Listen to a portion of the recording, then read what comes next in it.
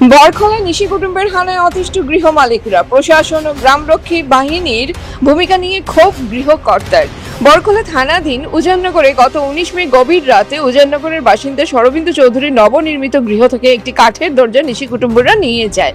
এই বিষয় নিয়ে 20 মে বরখলা থানায় শরবিন্দু একটি এজাহার দাখিল করেন। আশ্চর্য বিষয়, আজ 4 দিনের মাথায় গড়ালেও বরখলা পুলিশ আজ অবধি কোনো পরিদর্শন করেন নাই। পরিদর্শন না করায় শরবিন্দু প্রশাসনের এহেন ভূমিকা নিয়ে ক্ষোভ প্রকাশ করেন। একসময় গ্রামরক্ষী বাহিনীর ভূমিকা নিয়েও ক্ষোভ উগরে বলেন, বরখলায় গ্রামরক্ষী বাহিনী আছে কিনা সেটাও জানেন না। আমার নাম হলো শরবিন্দু চৌধুরী, বাসা হইল গিয়ে বরখলা উজাননগর। গত নিয়ারেস্ট বরখলা থানা কত 2 কিলোমিটার, এর চেয়ে বেশি তো 2-2.5 কিলোমিটার হইব, মানে নিয়ারেস্ট বরখলা থানার।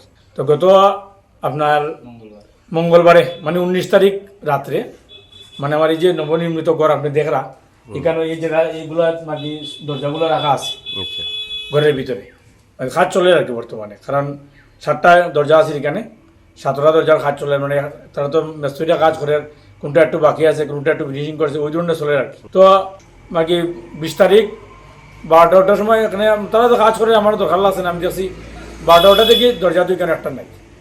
ওখানে আমি বরখলা থানায় গিয়ে ইজিয়ার একটা দিয়ে আইছি 20 তারিখ, হলে আপনি প্রিন্ট আউট আমি দিতে পারবেন বা আপনার ইয়েও তো দিতে পারবেন। ইজিয়ার দিয়ে আইছি, দিয়ে হওয়ার পরে তো ওখান মধ্যে অবশ্য প্রশাসন থেকে আমি কোনো তারা আইছে না, বা আইয়া তো ইনকোয়ারি করতে আসিল, তারা কিতালে করলা না, আমি তো বুঝতে পারি। বিটিপি আছে কি না এটাও জানি না, কারণ এখানে কোনো বিটিপি ডিউটি চলে বলে আমি জানি না, আছে না না এটাও হইতে পারতাম না, এটা আমি লইছি না।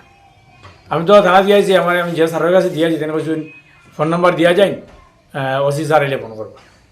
তখন তো ফোন টোন আইছে না, বা কেউ ইনকোয়ারি তো আইছে না। আজকে তো মঙ্গলবারে রাত্রে হয়েছে, মানে 19 তারিখ রাত্রে শুরু হয়েছে। 20 তারিখে আমি মানে তারা এজিআর দিয়েছি থানাত, 20, 21, 22, আজকে কয় তারিখ, 23 তারিখ বোধ হয়। তখনও আমি মানে প্রশাসন থেকে কোনো সাপোর্ট এখনো পাইছি না। বাকি আমি আজকে 4 বছর হয়ে গেছে বাকি গড়টা বানাই, আর অনেক কষ্টে লাকড়ি জোগাড় করিয়া মানে কি মেস্তুরি লাগাইছি।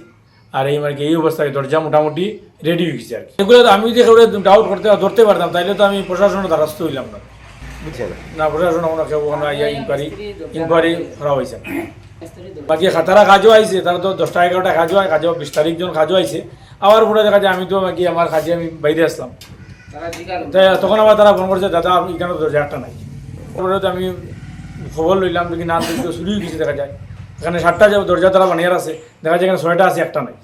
এবং এখন আমি দরজাগুলো নিয়ে আমি অন্য করে স্থানান্তরিত করছি, এবং এটা আমি থানার যে বাকি বাবুয়ে কাগজ লইছিলাম তানটা কইছি বলে আমি আমার দরজাটা কিন্তু এইভাবে রাখা যেত না, আমি অন্য করে নিয়ে রাখি, আর লাগি নিয়ে অন্য করে রাখছি। মিডিয়ার কাছে যেন আমার দরজাটা বানাইতে, কারণ অনেক কষ্টে আমি দরজাটা বানানি করে যাচ্ছি। 4 বছর থেকে ঘরটা মানে কি তৈরি করিয়া টাকার লাগিয়া করতে পারি না, আস্তে আস্তে করি। শাস্তি চাই প্লাস আমার দরজাটা চাই।